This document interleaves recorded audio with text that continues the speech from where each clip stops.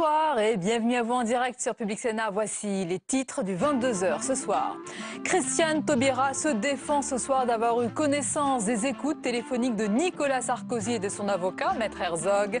Et face à l'indignation des avocats qui s'organisent, la garde des Sceaux affirme que la procédure est légale. Mais les avocats ne décolèrent pas et dénoncent une fuite en avant des juges.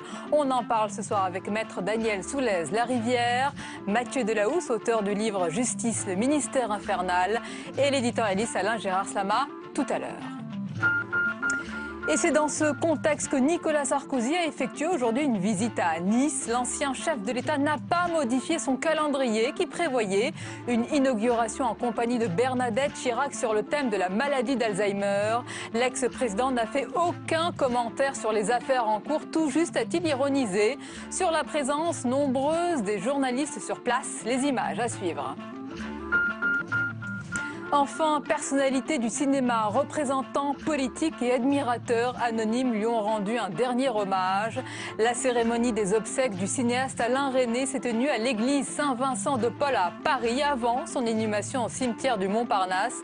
Ses acteurs fétiches, André Dussolier, Pierre Arditi, Mathieu Amalric et bien d'autres ont salué son humanité totale et son élégance morale. Et tous célèbrent ce soir ce grand cinéaste avec l'avant-première de son film Aimer, boire et chanter, en présence du président de la République François Hollande, venu rendre hommage à Alain Resnais ce soir. Voilà pour le programme de votre 22h. Merci d'être en notre compagnie. Christiane Taubira se défend d'avoir eu connaissance des écoutes de Nicolas Sarkozy et de son avocat, Maître Herzog.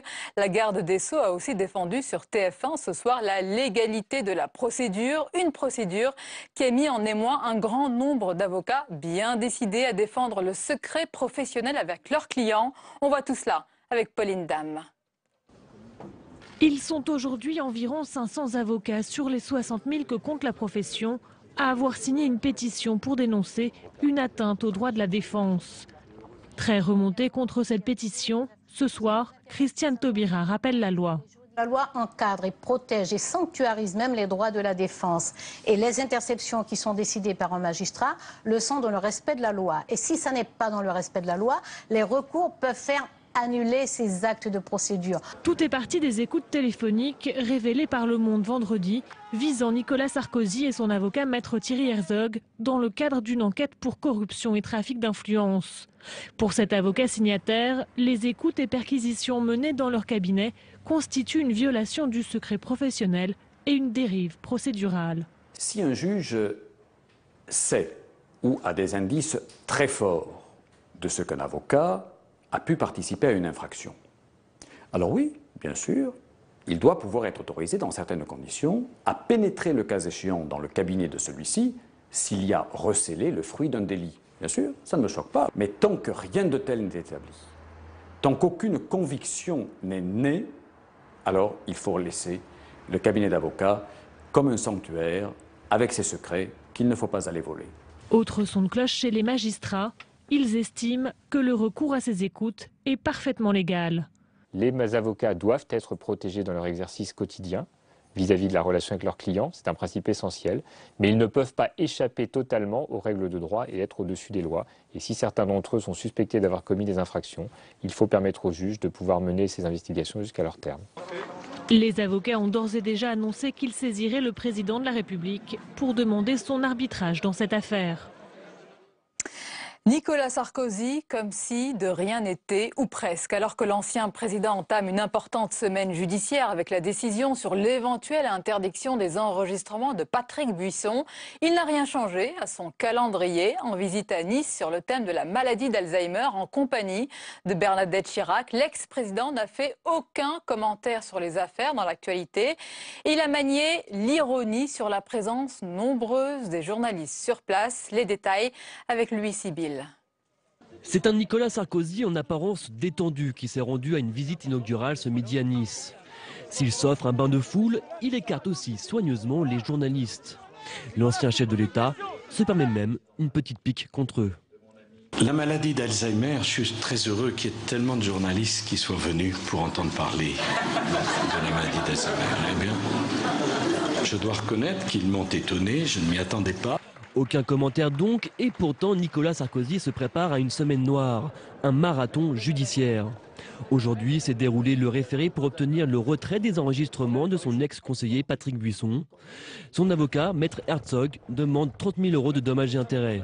Réponse du tribunal de Paris, vendredi prochain. Mais l'ex-président de la République est aussi menacé par une nouvelle affaire sans précédent. Placé sur écoute, Nicolas Sarkozy aurait eu des informations sur l'enquête dont il faisait l'objet dans l'affaire Bettencourt. Face à tous ces problèmes judiciaires, les sarkozystes dénoncent un acharnement sans être défaitistes pour l'avenir de Nicolas Sarkozy. Est-ce un hasard, comme l'on l'a vu la semaine dernière, qu'il y ait à 15 jours d'un scrutin qui s'annonce très lourd et très difficile pour la majorité, que l'on envoie autant de boules puantes, toutes exclusivement dans la même direction? Pour le moment, il n'y a qu'à regarder les sondages sur une éventuelle primaire de l'ensemble de l'électorat de droite. Nicolas Sarkozy est très très loin devant. Et pourtant, ça fait 18 mois, 20 mois qu'on lui tape sur la tête. Nicolas Sarkozy ne cachait plus du tout son désir de revenir dans la politique. Ces derniers scandales pourraient être des épines dans le pied pour sa marche vers la présidentielle de 2017.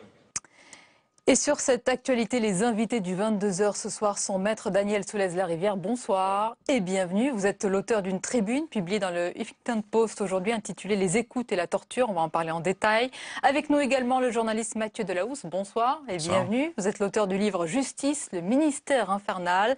Et avec nous Alain Gérard Slama, éditorialiste et essayiste. Bonsoir. Bonsoir. Et bienvenue. Alors messieurs, d'abord on va écouter la réaction de la garde des Sceaux ce soir aux 20h de TF1. Christiane Taubira réagit à la fronde, à la colère des avocats après la mise sur écoute de l'avocat de Nicolas Sarkozy.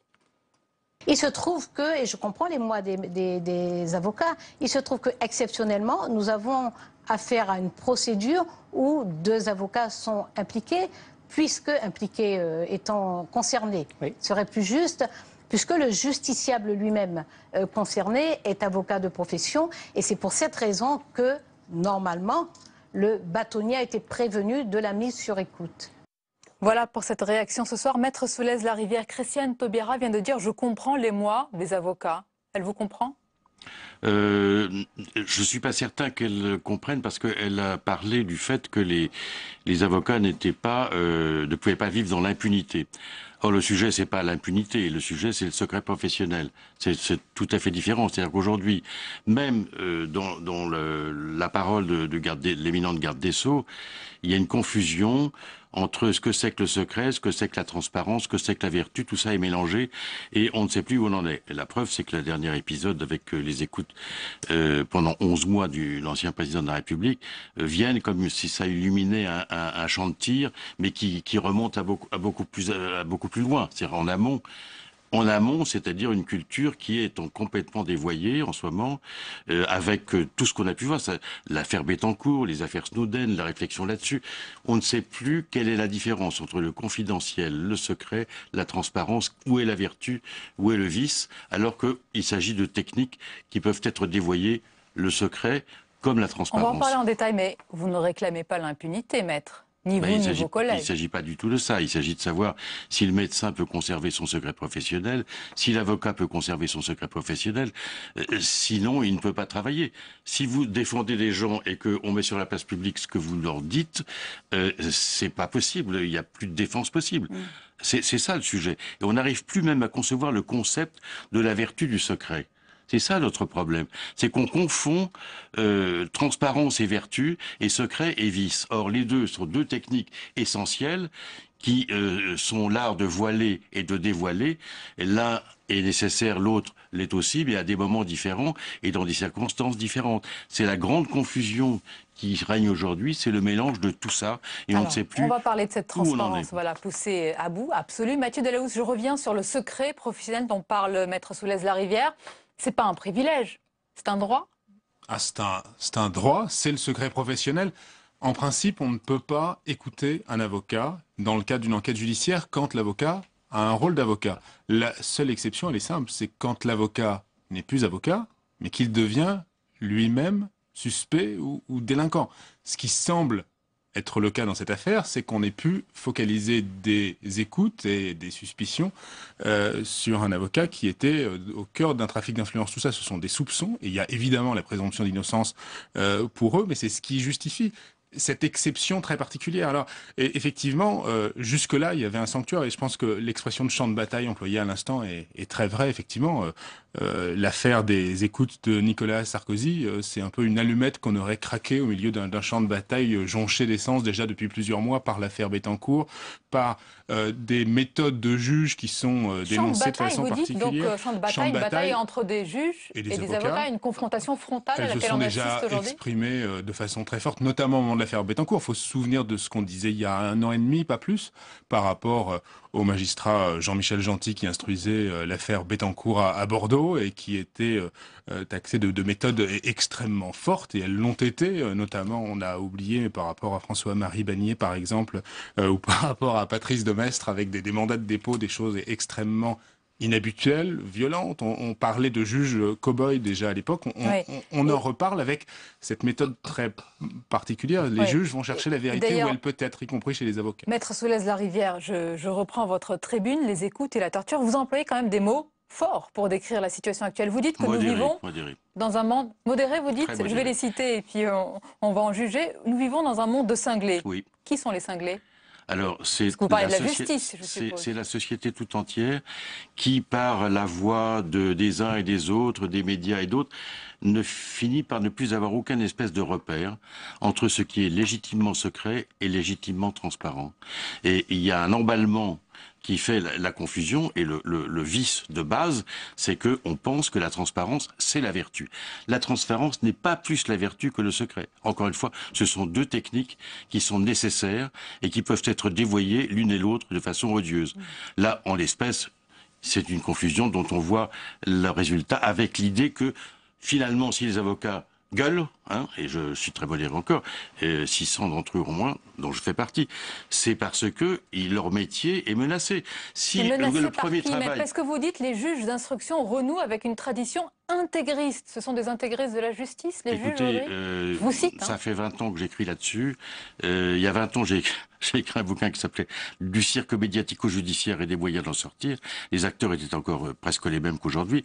Et c'est simplement un système dans lequel, effectivement, il y a une vingtaine d'années, les juges ont reconquis un territoire, notamment sur les politiques, parce que les politiques pensaient qu'ils étaient extraterritoriaux par rapport à la justice, ce qui n'est pas possible. Mais il y avait un gros retard en France, donc les juges sont arrivés là-dessus, en reconquérant leur territoire, avec des méthodes extrêmement brutales, violentes, parfois intégristes, et je pensais que ça s'était un peu calmé, mais là on voit que ça reparaît, parce que finalement le problème n'est pas la légalité ou l'illégalité de ces écoutes, par exemple. C'est, comme dirait un militaire, le moyen approprié.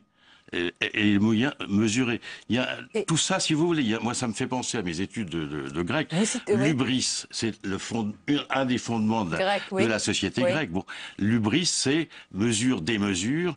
Et puis, quand on passe la mesure, eh bien, on subit la vengeance des dieux. Milan Kundera, qui dit que c'est, vous dites, comme Milan Kundera, selon vous, que c'est le signe d'une dégénérescence de la démocratie, Alain Gérard Slama. Je citerai une phrase de Milan Kundera que je lui ai entendu prononcer et qui est la suivante. Dieu nous a dit tu ne mentiras point, il ne nous a jamais dit tu diras la vérité. Et la phrase est intéressante parce qu'au fond, c'est un trait de très vieille sagesse que pratiquent les avocats. Il est évident que la défense n'est pas possible si on vous oblige à dire la vérité. Bien entendu, ça ne veut pas dire que l'avocat, son code de déontologie ne comporte pas la nécessité de ne pas couvrir de la part de son client des actes mal intentionnés ou délictueux. Mais il y a deux manières d'exercer de pression sur les gens. C'est celle qui consiste effectivement à obliger à dire la vérité et donc à renverser la charge de la preuve en disant vous devez démontrer votre innocence, alors que l'un des principes fondamentaux c'est l'inverse. C'est celui qui m'accuse qui doit démontrer ma culpabilité. Et puis vous avez aussi cette méthode tout à fait curieuse avec les écoutes et puis les progrès du numérique. 1 an qu'on écoute Sarkozy et Maître Herzog. Je veux dire, c'est bien le diable, il faudrait être un saint. Ça ne vous choque pas, Mathieu Delahousse. C'était sur la question des durées, effectivement. Les premières écoutes sont lancées sur Nicolas Sarkozy. Les premières écoutes, et c'est à cette occasion-là ça dure depuis 1 an, cette histoire-là. La problématique de sa présence. Mais écoutez, c'est bien le diable. À partir de quelle durée vous auriez dit que c'était normal? normal? Il m'arrive, quand on m'invite souvent, de dire des bêtises, vous savez.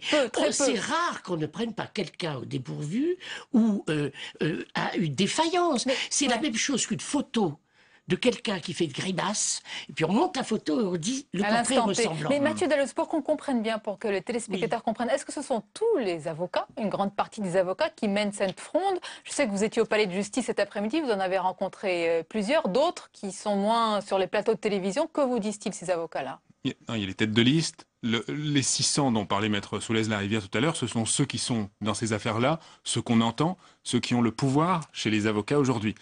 La masse anonyme des autres, on ne sait pas bien ce qu'ils diront. Moi, ce que je voulais dire par rapport à ce qui a été exprimé à l'instant, c'est qu'effectivement, le rôle de la justice, c'est de chercher la photo de la grimace. Et aujourd'hui, on sait que par exemple, le ministère de la Justice vient de mettre en place un nouveau centre national des interceptions judiciaires, et que ces photos de grimace, aujourd'hui, c'est ce que les juges recherchent, et c'est une technique efficace en matière de recherche criminelle et en matière de recherche, y compris de délinquance économique. Aujourd'hui, il y a 35 000 écoutes qui sont réalisées par an. C'est un budget de 40 millions par an. C'est quelque chose qui est effectivement massif, sur lequel peut-être il faudra s'interroger, mais sur lequel les juges d'instruction parviennent à avoir des résultats, ça parvient à amener des éléments concrets. Et juste pour terminer sur cet aspect-là, c'est vrai que la difficulté pour les avocats aujourd'hui, c'est d'avoir un mouvement de fond extrêmement violent de la part de juges d'instruction d'une nouvelle génération qui, dans plusieurs affaires, on l'a vu avant même les écoutes, ont décidé d'aller perquisitionner dans des cabinets d'avocats sur des affaires fiscales, sur des affaires sportives, sur des affaires de contrat, parce qu'ils savent que l'information se retrouve à cet endroit-là et que l'avocat, et on en a vu certains mis en examen, se retrouve au cœur d'un maelstrom. Et c'est vrai qu'il y a... C'est un souci d'efficacité. Et juste, encore une fois, pour terminer simplement, les avocats dénoncent ça, peut-être à raison, comme la technique du filet dérivant. On dit qu'une enquête judiciaire, selon ces avocats... Quel que soit le poisson qu'on ramène, il faut lancer le plus large possible. C'est surtout qu'une enquête devrait être une recherche d'un seul poisson avec une technique judiciaire ciblée, alors que les téléphones, et si on repart sur l'image de la grimace, permettent de mettre des filets dérivants 1 an sur quelqu'un et donc de trouver potentiellement de nouvelles infractions. On va trouver toujours quelque chose. Si nous sommes 4 ici, si on vous écoute pendant 1 an, je suis sûr qu'on va trouver un complot quelque part. C'est ce que je disais. Moi, je ne sais pas si vous avez lu les écoutes qu'on a fait de vous. Moi, ça m'est arrivé une fois, c'est effrayant. Ah oui? Je dis, bah oui. Qu'ont-ils découvert, maître?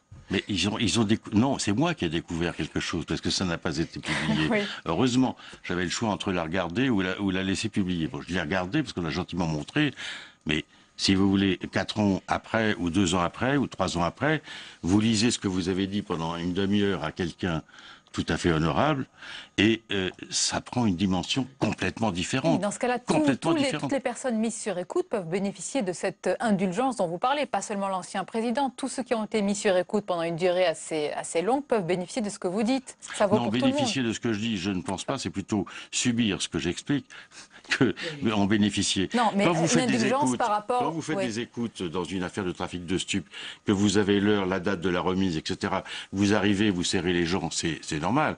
Mais si vous écoutez quelqu'un pendant 11 mois, vous comme moi, vous allez forcément pouvoir faire des constructions paranoïaques majeures et expliquer que vous êtes parti d'un complot ou d'une délinquance dont vous n'êtes même pas conscient, mais qui, lorsque vous lisez les écoutes après, eh bien, on s'aperçoit que ça n'a rien à voir avec la réalité de ce qui s'est passé.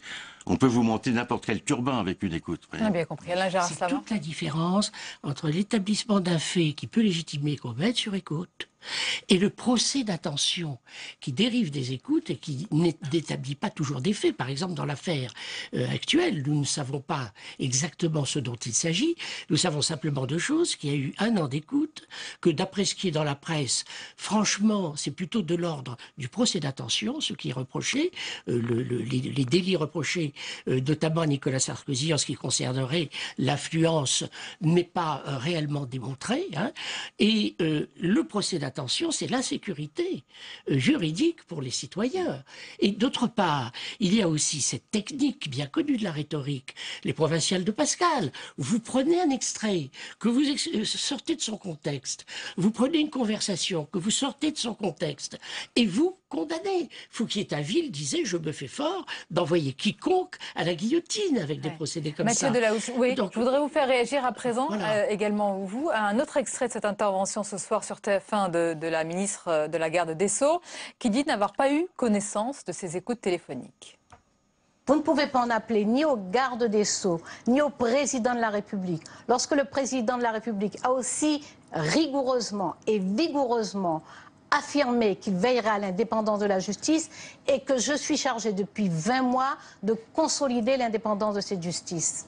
Mathieu Delahousse, vous êtes l'auteur du livre « Justice, le ministère infernal ». Est-ce que vous croyez à ce que dit la Garde des Sceaux? Question piège. La commission parlementaire sur l'affaire Cahuzac, qui avait eu lieu il y a quelques mois, avait montré que le procureur général de Paris avait adressé 58 rapports au total à la direction des affaires criminelles et grasses, qui est en fait la grosse direction ministère de la Justice qui s'occupe des affaires en cours. Et donc, ces affaires, peut-être, avaient été ensuite transmises au cabinet. La difficulté, et là, très franchement, aujourd'hui, on ne sait pas et on ne peut que retranscrire cette parole politique d'une garde des Sceaux qui dit « nous avons réduit le nombre d'informations montées ». Est-ce que vous y croyez? Est-ce que c'est possible de ne pas avoir eu connaissance du tout de cette mise sur écoute d'un ancien président de la République? Si on veut avancer un petit peu, ça semble étonnant sur la toute dernière phase, qui est la date du 26 février dernier, et qui est l'ouverture d'une information judiciaire confiée à 2 juges d'instruction par la toute nouvelle procureure nationale financier. On peut imaginer que cette première information judiciaire, ne serait-ce que par son côté de première, a été signalée au procureur général de Paris et que la chaîne hiérarchique a continué à fonctionner. Maître Soulez-Larivière, dans votre tribune, vous concluez ainsi. C'est une interpellation. Vous dites 11 mois d'écoute. Pensez-y, cher lecteur. En 11 mois d'écoute, on vous fera dire tout ce que l'on veut, comme après 1 heure de torture. Oui, j'étais modéré avec 1 heure. Je suis très modéré. 1 heure de torture, peut-être davantage. On apprécie votre modération, oui. Mais, oui, parce que c'est exactement pareil. Quand vous torturez quelqu'un, vous lui faites dire ce que vous voulez. Mais quand vous torturez 11 mois d'écoute, vous faites dire aussi à l'intéressé tout ce que vous voulez. Moi, je voudrais reprendre un instant ce qui a été abordé par notre ami. Je crois qu'il faut arrêter de penser que la justice est manipulée par le pouvoir politique. Mais ça fait 20 ans que j'entends ça. C'est une manœuvre politique. C'est la façon de se débarrasser du sujet et de ne pas parler de la justice. Or, dans cette affaire-là, comme dans beaucoup d'autres, la responsabilité politique est mineure et on ne veut pas simplement parler de la responsabilité des magistrats. On ne veut pas, parce que c'est tabou. Mais la réalité, c'est que personne n'a ordonné à quiconque de faire 11 mois d'écoute de l'ancien président de la République. C'est une décision que les juges ont prise. Mais on fuit un peu cette question parce que c'est plus commode, parce que on pense que les gens, comme c'est absurde et incompréhensible que des magistrats puissent être exagérés dans leur comportement, on colle ça sur le dos des politiques. Mais restons de sur moins le cœur en moins, du c'est sujet. vrai, c'est de moins en moins vrai. On assiste quand même à une bataille, on l'a dit tout à l'heure, une confrontation. Une guerre intestine entre les juges et les avocats, c'est pas vraiment la garantie d'une justice sereine. Quelles conséquences, quel impact cela va-t-il avoir sur nous, les justiciables, les citoyens? Les antagonismes entre les avocats et les procureurs sont des antagonismes fonctionnels normaux. Ah. Les procureurs sont des accusateurs et les avocats des défenseurs. En France, le corps des magistrats procureur, c'est le même que les corps des magistrats qui siègent et qui jugent. Mais là, on vit une crise, une certaine confusion déplorable et auquel la magistrature en elle-même est malheureusement très attachée.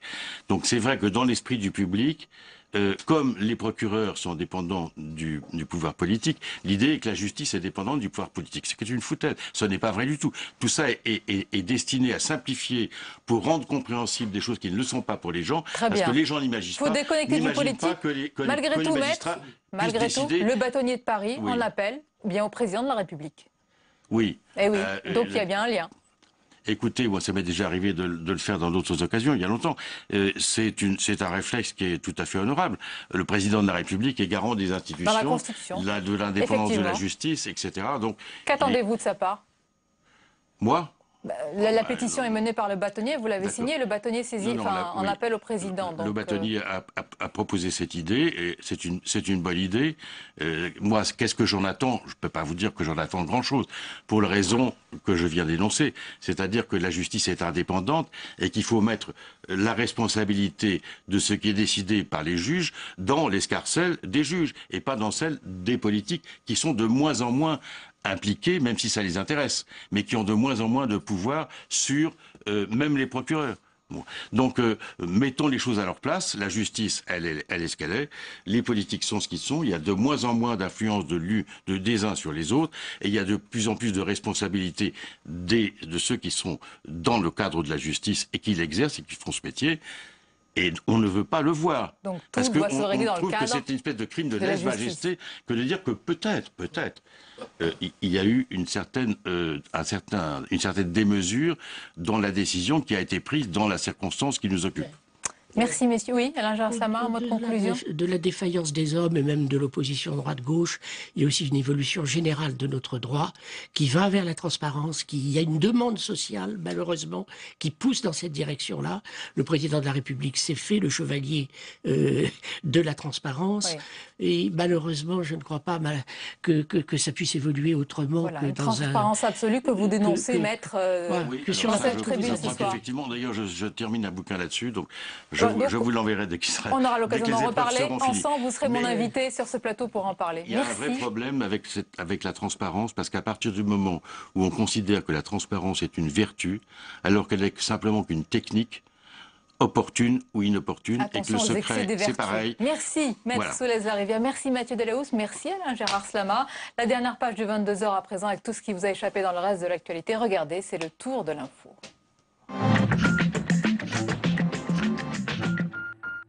Le mystère reste entier plus de 48 heures après la disparition des écrans radars du Boeing 777 de Malaysia Airlines. Incident technique, explosion en plein vol ou même terrorisme, les enquêteurs n'écartent aucune piste. Nous examinons chaque angle, nous examinons chaque aspect de ce qui aurait pu arriver à ce vol au triste sort. La Malaisie a décidé d'étendre la zone de recherche. Au total, une quarantaine de navires et 34 appareils tentent de trouver des preuves. Le groupe Bouygues en passe de racheter SFR. S'il a la préférence du ministre Arnaud Montebourg, il possède un autre atout, un réseau d'antennes et des fréquences qu'il serait prêt à vendre à Free pour faciliter son mariage avec SFR. Un scénario qui inquiète les associations de consommateurs. Elles redoutent une hausse des prix des forfaits. Mais Benoît Hamon, le ministre de la Consommation, se veut rassurant. L'action de groupe sera la possibilité pour les consommateurs, quand ils se jugent victimes d'un préjudice économique, de pouvoir obtenir réparation de ce préjudice. Par ailleurs, en cas de rachat, Bouygues s'est engagé sur l'emploi, notamment par des relocalisations en France. 600 000, c'est le nombre de ménages qui pourraient être privés d'énergie avec la fin de la trêve hivernale samedi. Plus d'électricité ni de gaz, les syndicats redoutent les tensions pour les agents chargés des coupures. Les agents, que ce soit de ERDF ou de GRDF, ont un désarroi très important parce que vous devez faire face donc à la multiplication des coupures, mais surtout à de la détresse. Et cette détresse, vous ne pouvez plus y répondre. La loi Brotte, entrée en vigueur en 2013, interdit les fournisseurs d'énergie de couper l'électricité entre novembre et mars. Sabine Azéma, André Dussolier, Claude Lelouch, le monde du cinéma, mais aussi des personnalités politiques avec Jean-Marc Ayrault. Tous étaient ce matin à l'église Saint-Vincent de Paul à Paris pour rendre un dernier hommage à Alain Resnais. Autre hommage, celui de François Hollande, lui à Maurice Faure. Le président était à Cahors pour les obsèques de l'un des derniers fondateurs de l'Europe, dont il a salué la mémoire. La justice, les journalistes, Nicolas Sarkozy, à tout le monde aux trousses, c'est en tout cas le regard de Plantu dans Le Monde.